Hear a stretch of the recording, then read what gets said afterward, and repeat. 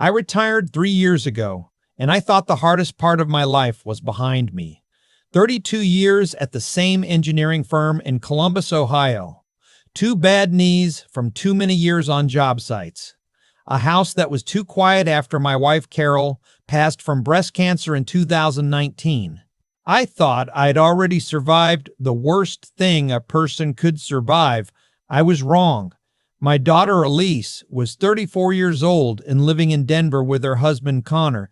They had been married for 6 years. I had never completely trusted that man, not because he did anything I could point to specifically, but because of the things he didn't do. He never looked me in the eye when he shook my hand. He changed the subject whenever money came up. When Elise got promoted at her marketing firm 2 years ago, he made one of those jokes that isn't really a joke. Something about how she was going to make him feel inferior. He laughed. She laughed. I didn't. But she loved him.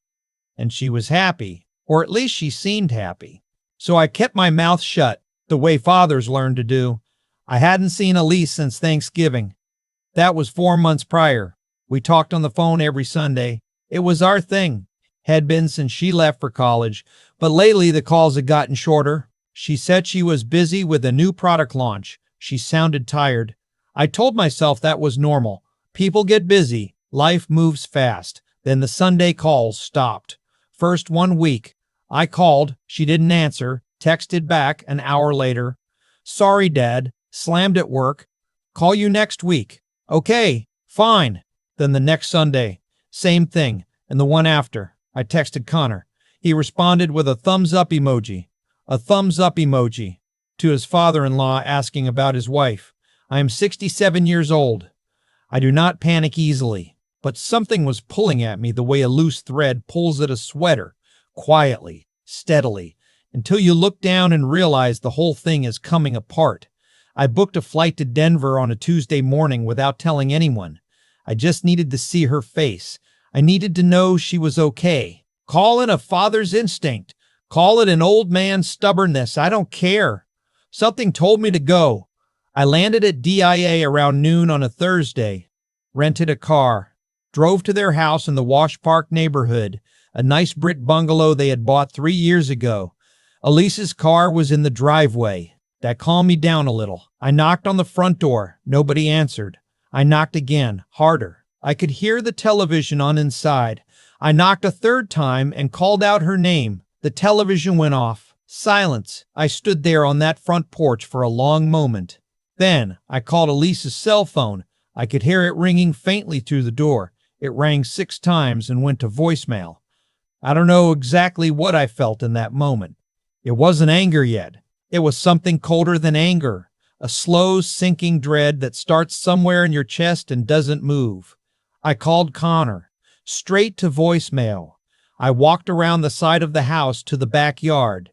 Through the kitchen window, I could see the light was on over the stove. There was a coffee mug on the counter. The back door was unlocked. I know some people might say I shouldn't have walked in. They're welcome to that opinion. That's my daughter's house. That is my daughter. I pushed open the back door and called her name again. What I found stopped me cold. The kitchen was a mess in a way that told a story. Not dirty dishes mess, not busy week mess. Pill bottles on the counter. A notepad with the doctor's name and a phone number written over and over, like someone had been trying to memorize it. A stack of medical paperwork on the kitchen table, the top sheet showing the letterhead of the University of Colorado Hospital. My hands were already moving before my brain caught up. I picked up the top sheet. The words stage 2 and ovarian cancer were on the second line. I had to sit down. I sat in one of her kitchen chairs, and I held that piece of paper, and I didn't move for probably 2 minutes, maybe longer. I am not ashamed to say that I cried. Right there at her kitchen table, I cried the way I hadn't cried since I stood at Carol's grave. Then I heard a sound from the hallway. Footsteps, slow ones. Elise appeared in the kitchen doorway. She looked thin, not the healthy kind of thin. Her face was pale in a way that makeup couldn't have fixed, and she was wearing a sweatshirt she'd had since college, the one from University of Michigan with the cracked lettering on the front. She was holding a glass of water, and she froze when she saw me. We looked at each other for a long moment. Then she said, "Dad, you weren't supposed to come." I said, "Well, I'm here." She started crying before I even stood up. I crossed that kitchen in 3 steps, and I held my daughter, and she felt smaller than I remembered, and I made her a promise right there that I have kept every single day since. I told her she was not going to go through this alone. We sat at her kitchen table for 2 hours. She told me everything. She had been diagnosed 11 weeks earlier. She had started a course of treatment. The prognosis was not the worst it could be. Her oncologist was cautiously optimistic, but it was not good, and it was going to be a long road. Surgeries, chemotherapy, months of her life rearranged around hospital visits and recovery and uncertainty. She had told Connor the day after the diagnosis. She said he went very quiet, and then he said he needed some air. And then he went for a drive that lasted 4 hours. When he came back, he didn't ask her a single question about the treatment plan. He went to bed. And that was more or less how things had been since. Him physically present, barely, and emotionally somewhere else entirely. She had stopped calling me because she was ashamed, not of being sick, of him. She didn't want me to know that the man she had chosen, the man I had walked her down the aisle toward, had looked at the worst moment of her life and quietly started stepping backward. I asked her where Connor was right now. She said she didn't know exactly. He had told her that morning he had a work event and would be home late. The way she said it, flat, rehearsed, like she had already decided not to believe it, told me she knew more than she was saying. I picked up my phone and opened the browser. I remembered that Elise had once mentioned Connor was part of a recreational hockey league that organized events through a Facebook group. She had complained about the notifications once. It lit up her iPad because they shared an account for streaming. The iPad was sitting right there on the kitchen counter. I don't apologize for what I did next. I picked it up and opened Facebook. The hockey group had a post from that morning. "See everyone tonight at Archer's Rooftop for Kevin's birthday. 7 p.m. Dress sharp. Kevin, Connor's best friend from college." I looked at the time. It was 6:40. I looked at my daughter sitting across the table from me, in her college sweatshirt, with dark circles under her eyes. 3 days out from her second chemotherapy infusion. I put on my jacket. Elise asked me where I was going. I told her I was going to get dinner. She didn't believe me. She told me to leave it alone. She told me she was handling it. She told me that she had made her peace with who Connor was and that a confrontation wasn't going to change anything. I kissed her on the forehead and told her I'd be back in an hour. Archer's Rooftop is on the 16th floor of a hotel in Loudoux, the lower downtown neighborhood. It has a retractable glass ceiling and a bar that charges $18 for a cocktail. I know this because I looked it up in the car. I found parking 2 blocks away. The valet looked at my rental car and didn't offer to help. I didn't ask him to. The elevator opened onto a rooftop space strung with Edison bulbs and filled with maybe 40 people. Music I didn't recognize. An open bar in the corner. A banner over the bar that said, "Happy Birthday, Kevin," in silver letters. I spotted Connor within 30 seconds. He was standing near the railing on the far side of the rooftop, looking out at the Denver skyline. He had a glass of whiskey in his hand. He was wearing a blazer I had never seen before, dark navy, fitted, and he was laughing at something the man next to him had said. Real laughter, loose, easy, unworried laughter. My daughter had been lying in bed 11 weeks without his support, and he was standing on a rooftop in a new blazer laughing like he didn't have a care in the world. I walked straight toward him. I was about 10 feet away when he turned and saw me. The laughter stopped. His face went through about 4 different expressions in 2 seconds. Surprise, confusion, a flash of guilt, and then something that tried to arrange itself into a smile. He said, "Frank, hey, I didn't know you were in town." I said, "I know you didn't." The man next to him sensed something and took a step back. I didn't raise my voice. I want to be clear about that. I was not the loud, red-faced father-in-law making a scene. I spoke quietly, because what I had to say didn't need volume, it only needed truth. I said, I want to ask you something, Connor, and I want you to answer me honestly for once. Do you understand what your wife is going through right now? His jaw tightened. He glanced around at the people nearby. He said, Frank, this isn't the place. I said, I know it isn't. I know exactly what kind of place this is. My daughter is 3 days out from chemotherapy. She is at home in her sweatshirt, drinking water alone. And you are here in a new blazer, drinking whiskey. So I'm going to ask you again. Do you understand what she is going through? The people around us had gone quiet. I could feel it spreading outward from our little circle like a stone dropped in still water. Conversations pausing, heads turning. Connor said, very quietly, you need to lower your voice. I said, you need to go home to your wife. Someone nearby, a woman, I don't know who, said, oh my God, under her breath. Connor set his glass down on the railing. His face had gone red. He tried to smile, that tight, controlled smile men use when they're angry and in public. And he said, I think you've had a misunderstanding about the situation. Elise told me she wanted me to have a normal life. She told me, I said, she told you that because she was trying to protect your feelings, because that's who she is. She has always tried to protect the feelings of people who have never once tried to protect hers. The man next to Connor, I assumed it was Kevin, the birthday boy, had put his drink down and was watching very carefully. Connor said, Frank, I said, I drove Carol to every single appointment for 14 months. I sat in waiting rooms until 2 in the morning. I held her hand through every IV drip, and I would do every single minute of it again, because that is what you do for someone you love. That is not a sacrifice. That is just love. I paused. Then I said, my daughter deserves that. She deserves someone who shows up. And right now, Connor, you are not showing up. The rooftop was very quiet.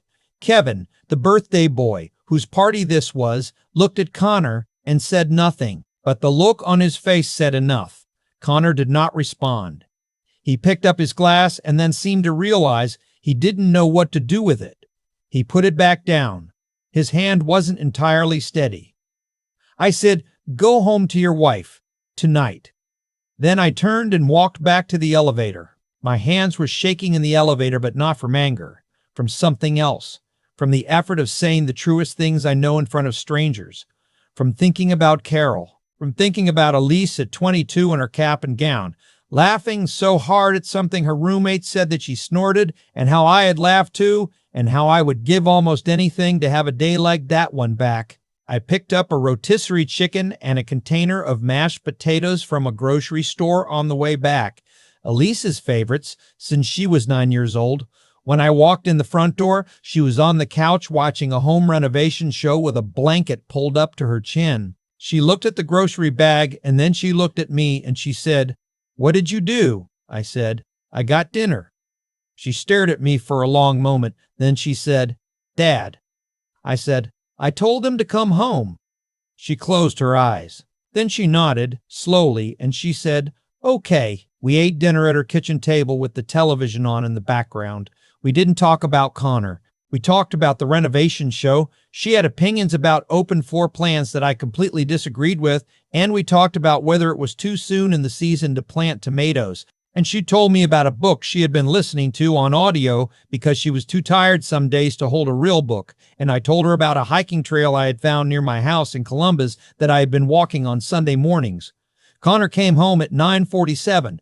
I know the exact time because I was sitting in the living room when his key turned in the lock, and I looked at my watch the way I used to look at it when Elise was in high school and coming home past curfew.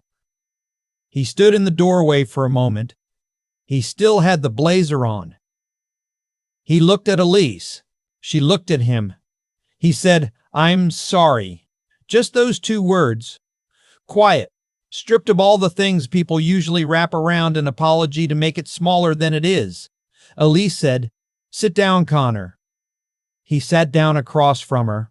I stood up and said I was going to give them some privacy, and I went to the guest room and closed the door. I don't know everything that was said that night. That conversation belonged to them. What I know is this. The next morning when I came out for coffee, Connor was in the kitchen making eggs. He looked like he hadn't slept. He handed me a mug without speaking and then went back to the stove. After a moment, he said, "I haven't been handling this well." I said, "No."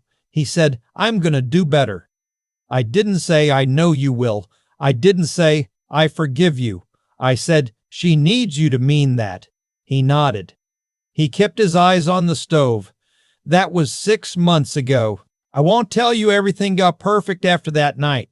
Life doesn't work that way, and I am too old to pretend it does. There were hard conversations that needed to happen. There was couples counseling. Elise told me this herself because she wanted me to know they were trying. Connor showed up to her 3rd and 4th chemo infusions. He drove her. He sat in the waiting room. Elise is 3 months out from her last treatment now. Her most recent scan came back clear. Her oncologist used the word excellent, and I have replayed that conversation more times than I can count. She called me last Sunday. Not a text, a real call. 53 minutes long. We talked about everything and nothing, the way we always used to. She laughed at something I said, and I heard the realness in it, the full lunged, unguarded kind of laughter, and I had to clear my throat so she wouldn't hear how much I needed to hear that sound. I'm going back to Denver next month. Elise wants me to come for her birthday. She says she's planning a dinner, nothing big, just clothes people. She says Connor has been taking a cooking class and is planning to make the whole meal himself. I told her that was either going to be very good or very memorable. She laughed again. I don't tell the story because I am proud of how I handled myself that night on the rooftop. I tell it because I spent a long time as a father believing that loving my daughter meant staying in my lane, letting her live her life, not interfering. And most of the time that's right. It is right. But there are moments, and you will know them when they come, because they don't feel like choices. They feel like gravity. When someone you love is drowning quietly and the people around them have decided not to notice, in those moments, you go. You don't call first. You don't wait and see. You don't tell yourself it's not your place. You get on a plane and you show up and you sit at that kitchen table and you say, "I'm here. You are not alone. I'm not going anywhere." That's it. That's the whole thing. Carol would have done the same. She would have been on a plane before I even thought of it. She was braver than me in almost every way that counted. I do this for her too. Elise knows that. She told me once, not long after her diagnosis, that when things got really dark, the nights when the fear was so big it filled the whole room, she would talk to her mother. Out loud, just talking. And she said it helped. I believe her. Some people never leave. They stay with you in every room you walk into, in every decision that matters, in the steadiness you feel in your chest when everything else is uncertain. Carol has never left. I carry her into every hard thing I do, and as long as I'm standing, I will carry her into every hard thing my daughter faces too. That's the job. It doesn't have a retirement age. I've had a lot of time to think about that night since it happened. Not obsessively. I'm too old for that. But quietly, the way you think about things when you're walking alone on a trail on a Sunday morning and there's nobody around to interrupt you. What I keep coming back to is this. Connor didn't become who he was in that moment overnight, and Elise didn't end up alone in that house by accident. Things like that build slowly, a pattern of small choices, one on top of another, until one day the whole picture is visible and you wonder how you missed it for so long. That's how it works with people. We make small decisions constantly. Do I show up? Or do I make an excuse? Do I stay? Or do I find a reason to leave? Do I ask her how she's doing? Or do I turn on the television? And we tell ourselves each one doesn't really matter. But they all add up. Every single one. And eventually the sum of those choices becomes who you are, not who you intended to be, who you actually are. Connor had been making those small choices for months before I walked onto that rooftop. The 4-hour drive after Elise's diagnosis. The nights he went to bed without asking a single question. The blazer he bought for her birthday party while his wife was recovering from her second chemotherapy infusion. None of those things were dramatic in isolation. Together, they were a verdict. And here's what I've learned. Living 67 years on this earth, people can change the verdict. It's harder than most people think and easier than most people admit. What it requires is not talent, not money, not good circumstances. It requires honesty. The kind that costs you something. The kind that makes you sit across from your wife at 9:47 at night and say I'm sorry without dressing it up, without explaining it to death, without making yourself the victim of your own story. Connor did that. I don't know if it was enough. I don't know what the full ledger of their marriage looks like. That's not mine to know. What I know is that he came home. He sat down. He said the two words. And then, slowly, he started showing up. That matters. Not because it erased what happened, but because the direction you're moving matters just as much as where you are. I think about Elise too, about the particular kind of strength it takes to stay open after someone has let you down that badly, to allow a person back in when you have every right to close the door. That is not weakness. That is one of the hardest things a human being can do, and it takes more courage than most people will ever be asked to show. And I think about Carol. I always think about Carol. She used to say that the people who love you best are not the ones who are there when everything is fine. Everyone can do that.